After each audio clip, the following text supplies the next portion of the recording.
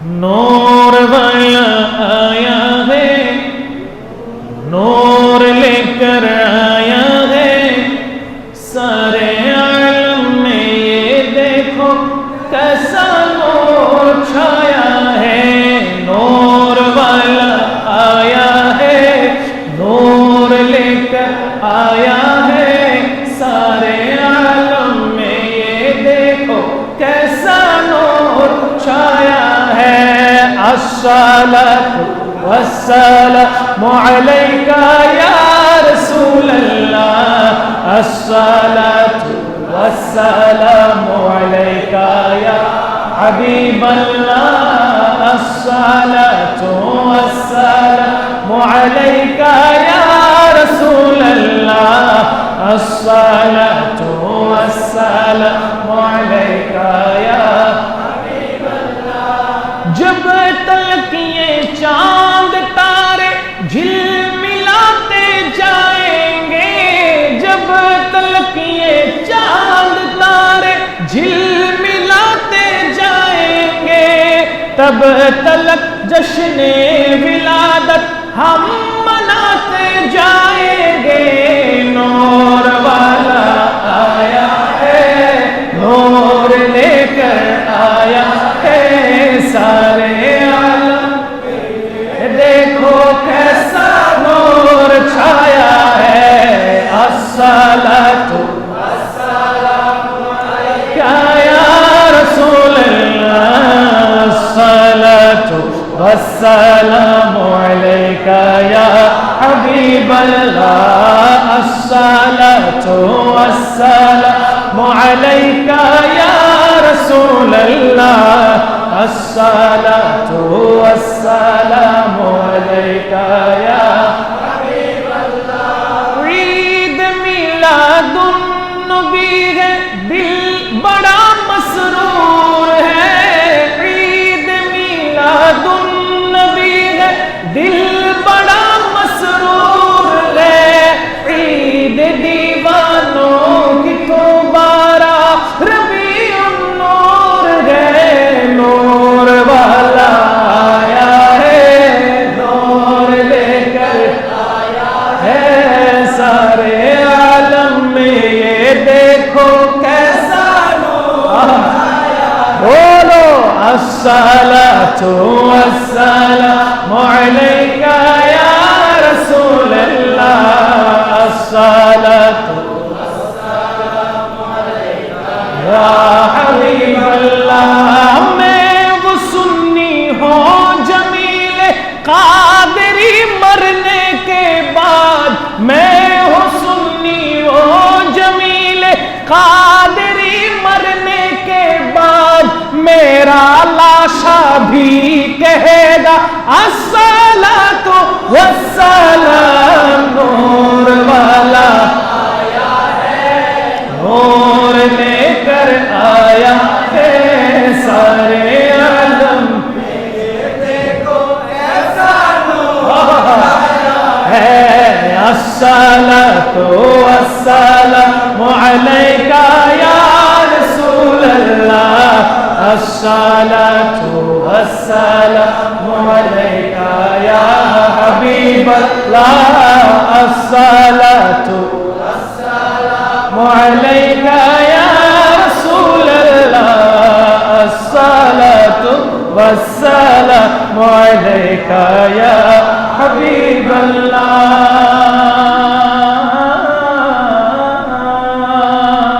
বলেন না সুবহানাল্লাহ। মহান রব্বুল আলামিনের আলিশান দরবারে, কুদরতি দরবারে হাজারো করোড়ো বেহদ বেশুমার শুকর গুজার করছি যে রব্বুল আলামিন আমাদেরকে অত্র বুজুর্গ মসজিদ হাজি চাঁদ গাজী শাহী জামি মসজিদে জুমার নামাজ আদায়ের লক্ষ্যে মাহে রবিউল নূর শরীফের প্রথম জুমা আদায় করার আল্লাহ পাক তৌফিক দান করেছেন। সে রব্বুল ইজ্জতের কুদরতি দরবারে শুকরিয়া আদায়ের লক্ষ্যে একবার বলি আলহামদুলিল্লাহ। আল্লাহ সুবহানাহু ওয়া তাআলা গোটা জগৎটাকে সাজিয়েছেন, কোনো কিছুর কমতি আল্লাহ রাখেন নাই। বান্দার জন্য, বান্দার খেদমতের জন্য। এ কথা বললে ভুল হবে না। বান্দার খেদমতের জন্য, বান্দার গোলামি করার জন্য আল্লাহ পাক রব্বুল আলামিন গোটা কায়নাতের সমস্ত সৃষ্টিকে সৃষ্টি করে দিয়েছেন। যদি বলি এই জমিন, যে জমিনের উপরে আমরা বসে আছি, এই জমিনটা কি বান্দার খেদমত করছে না? জিন্দা থাকা অবস্থায় বসত বাড়ি করার জন্য জমিন চুপ করে থাকে, কোনো কথা বলে? শরীরে যদি আঘাত আসে, কেউ আঘাত করে, তার গোষ্ঠী সহ ধোয়াই ফেলি, কথা বলেন ঠিক না? এই জমিনের উপরে বুলডোজার দিয়ে, বড় বড় হ্যামার দিয়ে জমিনকে আঘাত করা হচ্ছে। কেন? বলে আমি বিল্ডিং তৈরি করছি। জমিন উফ শব্দ করছে, আপনার খেদমতে জমিন নিয়োজিত। জমিন বলছে বিল্ডিং করো, আমি উফ শব্দ করব না। কেন? আমাকে তোমার খেদমতের জন্য আল্লাহ তৈয়ার করেছেন। এই জমিনে চাষাবাদ হচ্ছে, কতক্ষণ পানি দিয়ে জমিন ভিজাই ফেলতেছেন, আবার কতক্ষণ রোদের তাপে জমিন খরা হয়ে যাচ্ছে, ঠিক না? এই জমিন বান্দার খেদমতে প্রস্তুত, আসমান বান্দার খেদমতে প্রস্তুত। চাঁদ, সূর্য, নক্ষত্র, গ্রহ তারকা সবগুলো আল্লাহ পাক রব্বুল আলামিনের এই বান্দাদের খেদমতের জন্য নিয়োজিত। একটু খেয়াল করে দেখেন তো, দুনিয়ার মধ্যে আরো অনেক সৃষ্টি আছে, 18,000 মখলুকাতের মধ্যে এই বান্দার খেদমতে প্রত্যেকটা সৃষ্টি কেন নিয়োজিত? যদি প্রশ্ন আপনার দিলের মধ্যে উঠি দেয়, তাহলে বলবো আপনি যে সূরত, আমি যে সূরত নিয়ে, মানব জাতি যে সূরত নিয়ে অবস্থান করছে, যে সূরত নিয়ে এত খেদমত গ্রহণ করছে, ওই সূরত হতো না যদি আমার নবী রহমতুল লিল আলামিন এই মানব সূরতটাকে গ্রহণ না করতেন। সূরত আরো অনেক আছে না নাই? মানব জাতি থেকে বড় শরীর, বড় শক্তিশালী এরকম প্রাণী আছে না নাই? এরপরেও আল্লাহ অন্যান্য সৃষ্টি থেকে মানব জাতিকে আশরাফুল মখলুকাত করে দুনিয়াতে পাঠিয়েছেন। সুবহানাল্লাহ। এই যে মানুষ রূপ ধরেছেন, এই রূপ সৃষ্টির শ্রেষ্ঠ হওয়ার কারণ হলো আমার নবীজি অন্য কোন সূরতকে পছন্দ করেন নাই এমনটি না, নিজের জন্য কোন সূরত হবে ওই সূরত ছিল মানব সূরত। ওই সূরত কোন সূরত? ওই সূরত মানব সূরত। এই জন্য মানব দেহটাকে আল্লাহ সৃষ্টির শ্রেষ্ঠ করেছেন। তো সৃষ্টির শ্রেষ্ঠ হওয়ার পর যার প্রাধান্যতায়, যার রহমতে, যার করুণায় আপনি আমি সৃষ্টি শ্রেষ্ঠ হয়েছে, সেই রহমতুল লিল আলামিন দো জাহানের কামলিওয়ালা বাদশাহ নবী সরকারে দো আলম নূরে মুজাসসম হযরতে মুহাম্মদুর রাসূলুল্লাহ সাল্লাল্লাহু আলাইহি ওয়াসাল্লামের ব্যাপারে আল্লাহ অসংখ্য কোরআনের আয়াত নাযিল করেছেন। তন্মধ্যে সূরা বাকারার 64 নম্বর একখানা আয়াত আমি তেলাওয়াত করেছি। ওই আয়াতে আল্লাহ সুবহানাহু ওয়া তাআলা বলতে লাগলেন, বিসমিল্লাহির রহমানির রহিম, লাউলা ফাদলুল্লাহি আলাইকুম ওয়া রাহমাতুহু লাকুনতুম মিনাল খাসিরিন। জোরে বলেন না সুবহানাল্লাহ। আল্লাহ কি বলছে জানেন? হে আমার বান্দা, লাউলা ফাদলুল্লাহি আলাইকুম,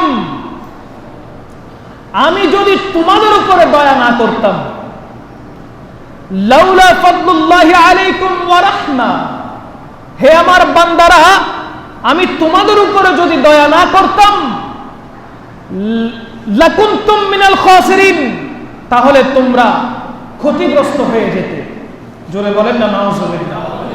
এখন আল্লাহ পাক যে রাহমাহ শব্দটি ব্যবহার করেছেন, এই শব্দ দ্বারা আল্লাহ কি বুঝিয়েছেন? মুফাসসিরিনে কেরাম বলতে লাগলেন, রহমা শব্দের অর্থ হলো রাহমাতুল লিল আলামিন। তাহলে কি বুঝলেন? আল্লাহ পাক বলতে লাগলেন, হে আমার বান্দাগণ, তোমাদের উপরে আমি যদি রহমতুল লিল আলামিনকে প্রেরণ করে দয়া না করতাম, অনুবাদ কি হবে? হে আমার বান্দাগণ, তোমাদের উপরে রহমতুল লিল আলামিনকে প্রেরণ করে যদি দয়া না করতাম, তাহলে তোমরা নিজেকে ক্ষতিগ্রস্ত হিসেবে পেতে। তাহলে কোন বান্দা চায় না আমি ক্ষতিগ্রস্ত হই, ঠিক না? প্রত্যেক বান্দা চায় আল্লাহ পাকের দয়া নিয়ে দুনিয়াতে থাকা অবস্থায় জান্নাতের টিকিট হাতে পেতে, ঠিক কিনা? আমার নবীজি ওই রকম জান্নাতের টিকিট সাহাবায়ে কেরামকে দুনিয়ায় থাকা অবস্থায় দিয়েছে কি দেয় নাই? কারণ জান্নাত দেনে ওয়ালা আল্লাহ পাক রব্বুল আলামিনের রহমত হলেও ওই জান্নাত পাবেন শুধুমাত্র নবীর দয়ার কারণে। বিশ্বাস আছে না নাই? বলেন, বিশ্বাস আছে না নাই? এখন যে রহমতুল লিল আলামিন এই পৃথিবীতে এসেছেন মানব জাতির হেদায়েত স্বরূপ, মানব জাতির উপরে দয়া স্বরূপ, রহমত স্বরূপ যে আল্লাহ আমার নবীকে পাঠিয়েছেন, সেই নবীকে দুনিয়াতে আমরা যখন রহমতুল লিল আলামিন করে পেয়ে গেলাম, আমরা কি ওই নবীর শানে মিলাদ করতে পারি না? আমরা কি ওই নবীর শানে জুলুস করতে পারি না? আমরা কি ওই নবীর শানে র্যালি বের করতে পারি না? জন্মগ্রহণ করলে ঘরের মধ্যে কোনো শিশু আসলে তার তো জন্মদিন পালন করা হয় মিষ্টান্ন দিয়ে, কথা বলেন ঠিক না? বিভিন্ন কেক কেটে তারপরে জিলাপি দিয়ে কিংবা মিষ্টান্ন দিয়ে বিরিয়ানির আয়োজন করে বিভিন্ন মানুষকে আহার গ্রহণ করিয়ে তার জন্মদিন পালন করা হয়, ঠিক না? আপনি আমি আমরা যে হালাল পন্থায় দুনিয়াতে এসেছি, হালাল পন্থায় দুনিয়াতে এসেছি, আল্লাহ যে আমাদেরকে দুনিয়ার বুকে বসবাস করার তৌফিক দান করেছেন হালাল পন্থায়, এই হালাল যিনি করেছেন তিনি রহমতুল লিল আলামিন। একটু যদি আমার নবীর আগের যুগের কথা খেয়াল করেন, যেটাকে ইতিহাসের ভাষায় আইয়ামে জাহেলিয়ার যুগ বলা হয়। কিসের যুগ? আইয়ামে জাহেলিয়ার যুগ, মানে জাহেলিয়ার যুগ। ওই যুগের যদি একটু কথা বলি, যেই যুগে মানুষের মনুষ্যত্ব ছিল না, যেই যুগে মানুষকে মানুষ বলে স্বীকৃতি দেওয়া হতো না, হিংস্র পশু প্রাণীর মতো মানুষের স্বভাব ছিল, যেই যুগে মা বোনের কোনো চিহ্ন ছিল না, যেই যুগে নারীদের কোনো স্থান ছিল না, তাদেরকে শুধুমাত্র ভোগ্য পণ্য হিসেবে ব্যবহার হতো তারা, আল্লাহ রাসূল সাল্লাল্লাহু আলাইহি ওয়াসাল্লাম ওই মা বোনকে, ওই নারী জাতিকে এমন ইজ্জত দান করেছেন, রাসূল করিম সাল্লাল্লাহু আলাইহি ওয়াসাল্লামের দুদুমার জন্য তিনি নিজেই আপন শরীর মুবারক থেকে চাদর খুলে ওনার কদমে বিছিয়ে দিতেন। নারীদের স্থান আমার নবী কতটুকু উঁচা করেছেন একটু চিন্তা করে দেখেন। আজ নারীরা মায়ের স্থান পেয়েছে, আজ নারীরা বোনের স্থান পেয়েছে, আজ নারীরা স্ত্রীর স্থান পেয়েছে, এই সব কিছু পেয়েছে আমার নবীর কারণে। তাদের জন্য কি আমার নবী রহমত নয়? কথা বলেন না। তাদের জন্য আমার নবী কি রহমত নয়?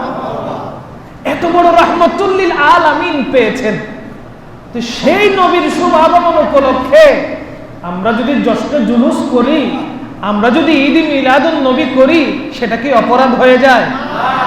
বলেন না, অপরাধ হয়ে যায়? একটা খুশির সংবাদ আমার আল্লাহ তো বলেছেন যে তোমরা নিয়ামতের মধ্যে যখন সবচাইতে বড় নিয়ামত পেয়ে গেছো, তোমরা নিয়ামতের মধ্যে যখন সবচাইতে নয় নিয়ামত, বড় নিয়ামত, নিয়ামত উজমা যখন তোমরা পেয়ে গেছো, ফাবিযালিকা ফালইফরাহু হুয়া খায়রুম মিম্মা ইয়াজমাউন। বলেন না সুবহানাল্লাহ। আল্লাহ বলছেন নিয়ামত যখন পেয়েছো আর বসে থেকো না, ওই নিয়ামতের শুকরিয়া আদায় করতে গিয়ে তোমরা মিলাদুন নবী করো, তোমরা জশ্নে জুলুস পালন করো, মিলাদুন নবীর জন্য খরচ করো, টাকা পয়সা দাও, এই মিলাদুন নবীর জন্য খানার ইন্তজাম করো। এই মিলাদুন নবীকে কেন্দ্র করে তোমরা বিভিন্ন ইসলাম ধর্মী অনুষ্ঠান পালন করো। এগুলো বৃথা যাবে না। আমার আল্লাহ বলতে লাগলেন এগুলো একটাও বৃথা যাবে না, সবকিছু আল্লাহর কুদরতি হাতে জমা থাকবে। দুনিয়াতে খরচ করছেন, দুনিয়াতে খরচ করলে সব চলে যাচ্ছে, ঠিক না? নামি দামি ভালো ভালো খাবার আপনি গ্রহণ করলে সেটা দিন শেষে টয়লেট চলে যাচ্ছে, কথা বলেন ঠিক কিনা? সেটা দিন শেষে চলে যাচ্ছে, থাকছে না কোনো কিছু। কিন্তু আমার আল্লাহ বলছেন মিলাদুন নবীর জন্য খরচ করো, সেটা খরচ নয় বরং আমি আল্লাহর কাছে জমা থাকবে। তো মিলাদুন নবীর জন্য খরচ করলে যদি আল্লাহর কুদরতি বালাম খাতায় জমা থাকে, আল্লাহ নিজে বলছেন এটা জমা আছে, তাহলে চিন্তা করে দেখেন এই জমাটা কখন কাজে লাগবে? যখন কেউ কারো হবে না। একটা সওয়াবের জন্য বান্দা যখন বেজে যাবে, তখন আল্লাহ পাক রব্বুল আলামিন আপনি যে মিলাদুন নবী পালন করেছেন, মিলাদুন নবীর জন্য খরচ করেছেন, আল্লাহ পাক ওই খরচকৃত জমাকৃত আপনার সওয়াবের গাঁটটি থেকে সওয়াব খুলে নিয়ে এসে আপনার আমলনামায় ঢেলে দেবেন, এবং ওই সওয়াবের কারণে আপনার ঠিকানা জাহান্নাম থাকলে আল্লাহ পাকের দয়াতে আপনি জান্নাতি হয়ে যান। বিশ্বাস আছে না নাই? এগুলো কোরআনের ব্যাখ্যা। কোরআন বলছে আমাদেরকে মিলাদুন নবী করো, কোরআন বলছে আমাদেরকে জশ্নে জুলুস পালন করো। আল্লাহ পাক রব্বুল আলামিন স্বতঃস্ফূর্তভাবে আনন্দে চিত্তে খুশি মনে আমরা যেন পবিত্র জশ্নে জুলুস পালন করতে পারি, আল্লাহ আমাদেরকে সেই তৌফিক দান করুন। আল্লাহর রাস্তায় এক খরচ করলে কত পাওয়া যায়? জোরে খরচ করেছেন, পাচ্ছেন। মিলাদুন নবীর জন্য খরচ করবেন, পাবেন 10। একে বলেন, একে। সুতরাং যেটা থাকবে আল্লাহর দরবারে গচ্ছিত থাকবে, আমরা সেদিকে যাওয়ার আল্লাহ আমাদেরকে তৌফিক দান করুন। আল্লাহুম্মা সাল্লি আলা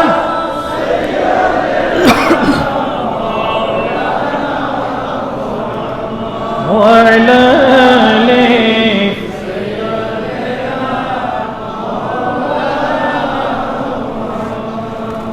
ঈদ মিলাদুন নবী সাল্লাল্লাহু আলাইহি ওয়াসাল্লাম।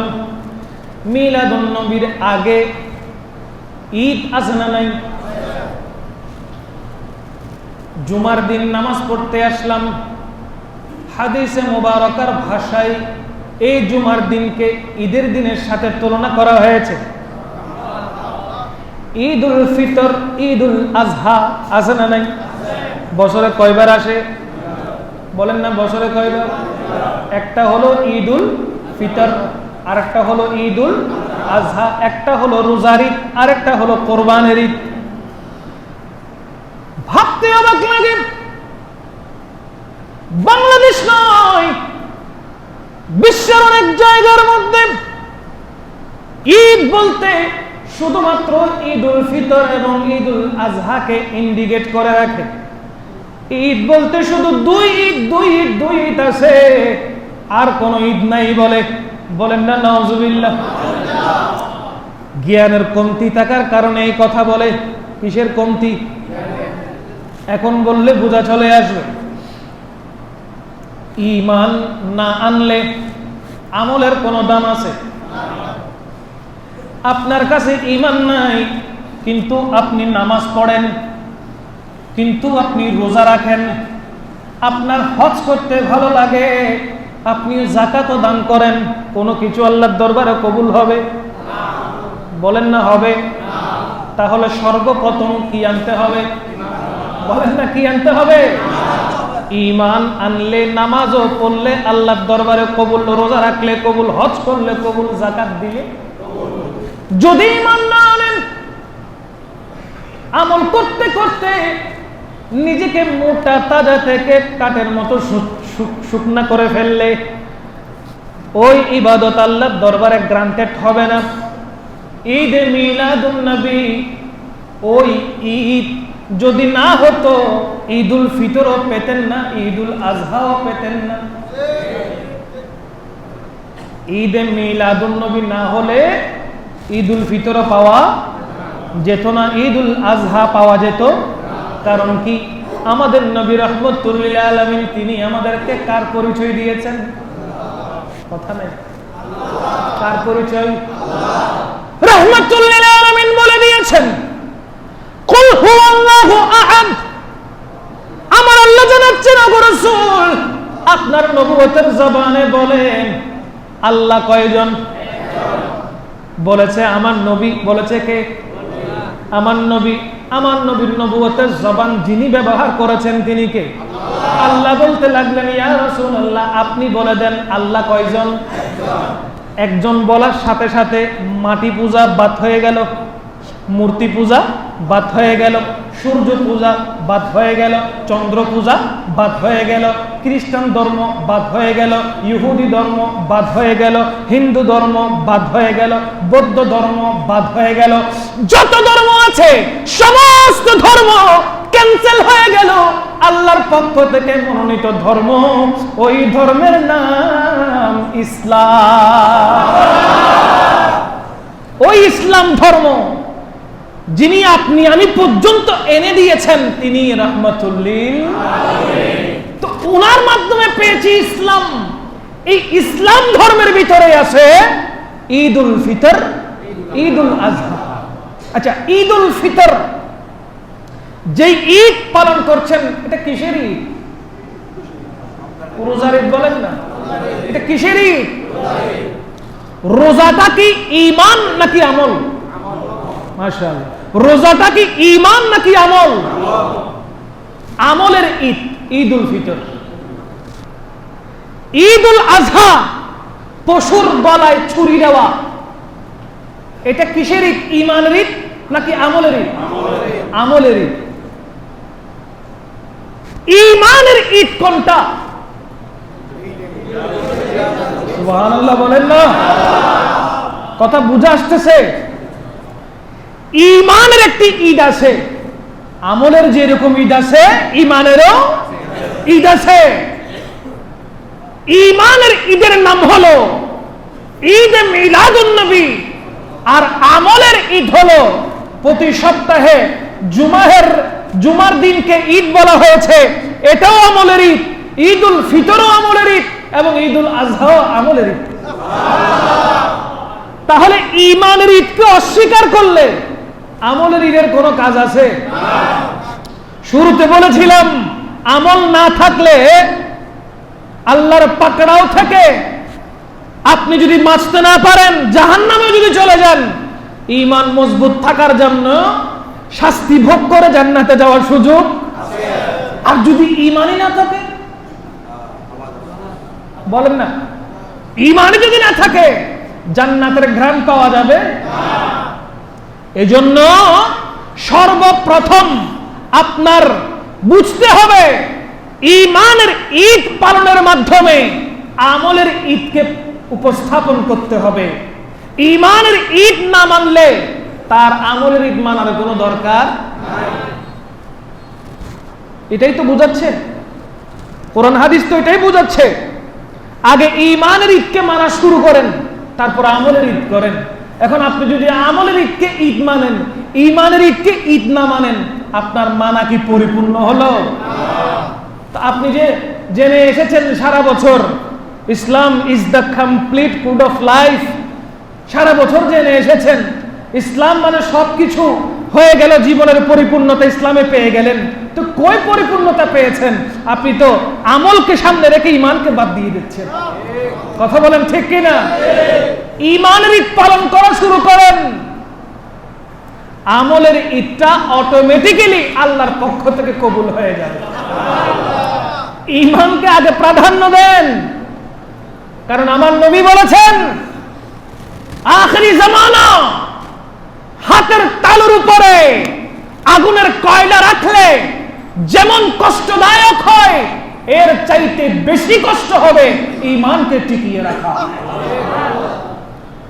আমার নবীজি হাদিসে মুবারকে আরো বলেছেন, ঈমান যেখান থেকে এসেছে, সর্প যেইভাবে রাস্তায় উঠানে বের হলে মানুষের তাড়া খেয়ে ভয়ে নিজের গর্তে যেভাবে লুকিয়ে থাকে, ঈমান যেখান থেকে এসেছে আবার সেইখানে গিয়ে আশ্রয় নিবে। জোরে বলেন না আল্লাহু আকবার। ঈমানটা থাকবে কোথায়? অন্তরে। পুরো শরীর দিয়ে আপনি আমল করবেন, ঈমানটাকে অন্তরে রাখবেন। ঈমানটাকে কোথায় রাখবেন? অন্তরে। পুরো শরীর দিয়ে দিমাগ দিয়ে আমল করবেন, তখন ওই আমল আল্লাহর দরবারে কবুল হবে। আমরা তো সাধারণ মানুষ, আমরা একদম সাধারণ মানুষ, নগণ্য। যারা কোরআনের তাফসীর করেছেন, যারা কোরআনের ব্যাখ্যা করেছেন, যারা হাদিসে মুবারকার ব্যাখ্যা করেছেন, যারা বিজ্ঞ আলেম ছিলেন, আল্লাহরও মকবুল ওলি ছিলেন, তাদের চাই থেকে কোরআন হাদিস আমরা বেশি বুঝবো? বলেন না, বেশি বুঝবো? ঈদ মিলাদুন নবী সাল্লাল্লাহু আলাইহি ওয়াসাল্লাম পালন করতে গিয়ে এবং ঈদ মিলাদুন নবীর জন্য খরচ করতে গিয়ে আল্লাহর রাসূলের যদি দিদার পাওয়া যায়, ঈদ মিলাদুন নবী করতে গিয়ে যদি আল্লাহর রাসূলের দিদার পাওয়া যায়, হাজার মানুষ বিরোধিতা করলেও আমরা কি ওই আমল থেকে বিরত থাকবো? আচ্ছা, নবীর সাথে সাক্ষাৎ করার জন্য স্বাদ জাগে না কার? আমার নবীর সাথে দিদার হোক, আমরা চাই কি চাই না? সরাসরি দেখার সুযোগ না থাকলেও ঘুমের মধ্যে, স্বপ্নের মধ্যে নবীজিকে একবার দেখার আশা কি রাখেন না? রাখেন কি রাখেন না? রাখেন। আজ এরকম কেউ আছে এখানে? তার মানে আমরা সবাই আমার নবীকে জীবনে একবার দেখার আশা রাখি। তো আশা রাখলে মুহাক্কিক, মুফাসসির, যারা আল্লাহর মকবুল ওলি, যারা কোরআন হাদিসের খিদমত করেছেন, তারাই শিক্ষা দিচ্ছেন মিলাদুন নবী পালন করো। যদি এমনটা করেছো, আমার রাসূল যদি একবার খুশি হয়ে যায়, তাহলে তুমি ঘুমালেও সেখানে আমার নবী আসতে আর দেরি করবে না। আল্লাহ আমাদের আমার নবীর দিদার জীবনে একবার হলেও নসিব করুন। তার মধ্যে অন্যতম একজন হযরতে শাহ ওলিউল্লাহ মুহাদ্দিসে দেহলভী রাহমাতুল্লাহি আলাইহির সম্মানিত আব্বাজান আল ফাদিলাতুশ শাইখ হযরত আব্দুর রহমান দেহলভী রাহমাতুল্লাহি আলাইহির চমৎকার একটি ঘটনা। তিনি প্রতি বছর আমার নবীজির ঈদ মিলাদুন নবী পালন করতেন। গরু জবেহ করে, দুম্বা জবেহ করে, ছাগল জবেহ করে, মানুষকে দাওয়াত করে, ঘটা করে মিলাদুন নবীর আলোচনার মাধ্যমে তাবাররুক দিয়ে দিয়ে তিনি ঈদ মিলাদুন নবী পালন করতেন। হঠাৎ এক বছর তিনি ঈদ মিলাদুন নবী পালন করার জন্য না কোনো গরু জবে করতে পারছেন, না কোনো ছাগল কোরবানি করতে পারছেন, কারণ ওর টাকার সংকট পড়ে গেছে। তিনি ভাবলেন, চিন্তা করলেন, আমি তো মিলাদুন নবী বাদ দিতে পারবো না, যেইভাবে হোক, যেই করে হোক, কিছু না কিছু দিয়ে হলেও আমার নবীর মিলাদ পালন করতে হবে। পরক্ষণে ওনার সমস্ত সম্পত্তি, টাকা পয়সাগুলো একত্রিত করে রাসূল করিম সাল্লাল্লাহু আলাইহি ওয়াসাল্লামের মিলাদুন নবী পালন করার জন্য কিছু চনা নিয়ে আসলেন। কি নিয়ে আসলেন? চনা। চনা ইফতার করার সময় যে চনা বুট দিয়ে আমরা ইফতার করি, যে চোলা দিয়ে, ওই রকম চনা হযরতে আব্দুর রহমান দেহলভী রাহমাতুল্লাহি আলাইহি আনলেন, বুনা করলেন। মিলাদুন নবীর ওয়াজ নসিহত হলো, যাওয়ার সময় এক চামচ করে করে সবাইকে তাবাররুক দিচ্ছে। যাওয়ার সময় এক চামচ করে করে সবাইকে কি দিচ্ছে? তাবাররুক দিচ্ছে। আর ওদিকে দুই নয়ন ঝরে তার অশ্রু প্রবাহিত হয়ে গেল। মানুষ জিজ্ঞেস করছে, হযরত মিলাদুন নবী তো পালন করেছেন, খুশির মাসে আপনার চোখে অশ্রু কেন? তিনি বলতে লাগলেন, হায় হায় হায় আফসোস, প্রতি বছর কত ঘটা করে আমি ঈদে মিলাদুন নবী পালন করি, গরু জবেহ করে, ছাগল জবেহ করে, তাবাররুক বিতরণ করি। আজকে আমার অবস্থা তো খুবই খারাপ হয়ে গেল, যেখানে বিরিয়ানি দেওয়ার কথা আজ আমি সেখানে তোমাদেরকে চনাবুট দিয়ে তাবাররুক বিতরণ করছি। এমন অবস্থা কেন হয়ে গেল? এই জন্য আমি কান্না করছি। এদিকে হযরতে আব্দুর রহমান দেহলভী রাহমাতুল্লাহি আলাইহি রাত ভর চোখের পানি ছাড়তে ছাড়তে যখন ক্লান্ত পরিশ্রান্ত হয়ে শুয়ে গেলেন, সাথে সাথে ওনার স্বপ্নের মধ্যে রাহমাতুল লিল আলামিন তশরিফ নিয়ে আসলেন।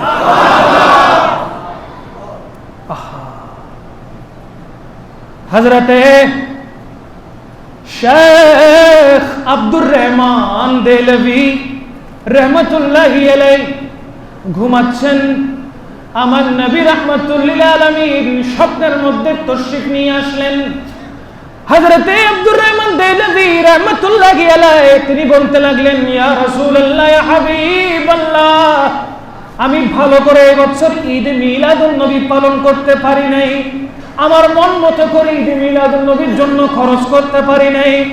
রাহমাতুল লিল আলামিন সরকারে পাক সাল্লাল্লাহু আলাইহি ওয়াসাল্লাম বলতে লাগলেন, হে আব্দুর রহমান দেহলভী, শোনো শোনো শোনো শোনো, তুমি যখন মোহাব্বত নিয়ে আমি রাসূলের ঈদ মিলাদুন নবী পালন করেছিলে, আমি রাসূল তোমার উপর তখন থেকে রাজি হয়ে গিয়েছি। তুমি মন ভার করে যখন সবাইকে তাবাররুক দিচ্ছিলে, তোমার ওই তাবাররুক দেখো দেখো নবুয়তের হাতে এখনো রয়েছে।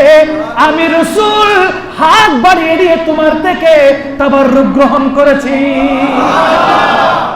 আরে দূর কর দে जो दीन और ईमान से, दूर कर दे जो दीन और ईमान से, ऐसी शान ऐसी अज़मत नहीं चाहिए।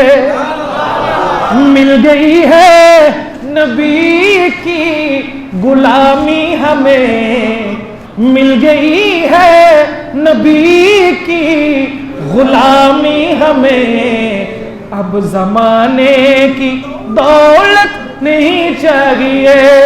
साला चुनिया